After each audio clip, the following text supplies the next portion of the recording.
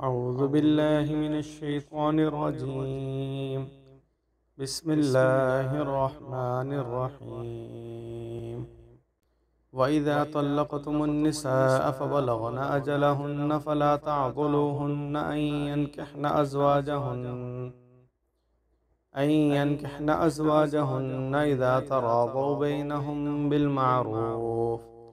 ذلك يوعظ به من كان منكم يؤمن بالله واليوم الآخر،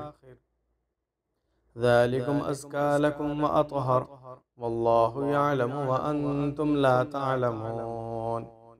والوالدات يرضعن أولادهن حولين كاملين لمن أراد أن يتم الرضاعة، وعلى المولود له رزقهن وكسوتهن بالمعروف، لا تكلف نفس إلا وسعها، لا تضار والدة بولدها ولا مولود له بولده، وعلى الوارث مثل ذلك، فإن أرادا فصالا عن تراض منهما وتشاور فلا جناح عليهما.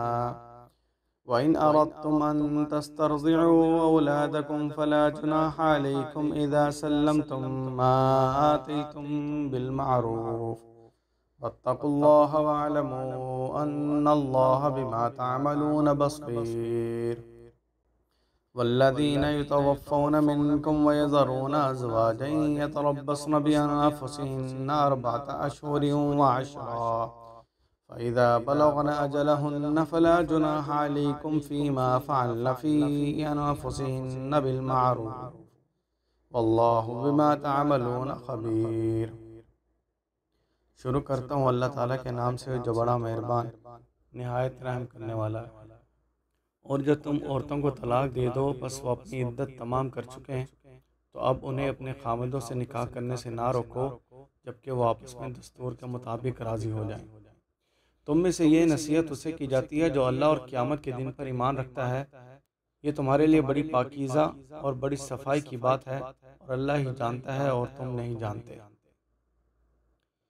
اور مائیں اپنے بچوں کو پورے 2 برس دودھ پلائیں، یہ اس کے لیے ہے جو دودھ کی مدت کو پورا کرنا چاہیں،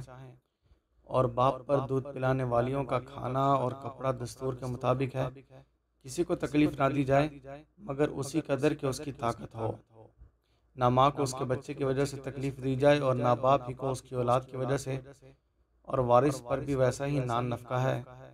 پھر اگر دونوں اپنی رضامندی اور مشورہ سے دودھ چھڑانا چاہیں تو ان پر کوئی گناہ نہیں ہے، اور اگر کسی اور سے اپنی اولاد کو دودھ پلوانا چاہو تو اس میں بھی تم پر کوئی گناہ نہیں، بشرطے کہ تم دے دو جو دستور کے مطابق تم نے دینا ٹھہرایا ہے، اور اللہ سے ڈرو اور جان لو کہ جو تم کرتے ہو اللہ اسے خوب دیکھتا ہے۔ اور جو تم میں سے مر جائیں اور بیویاں چھوڑ جائیں تو ان بیویوں کو 4 مہینے 10 دن تک اپنے نفس کو روکنا چاہیے، پھر جب وہ اپنی مدت پوری کر لیں تو تم پر اس میں کوئی گناہ نہیں جو وہ دستور کے مطابق اپنے حق میں کریں، اور اللہ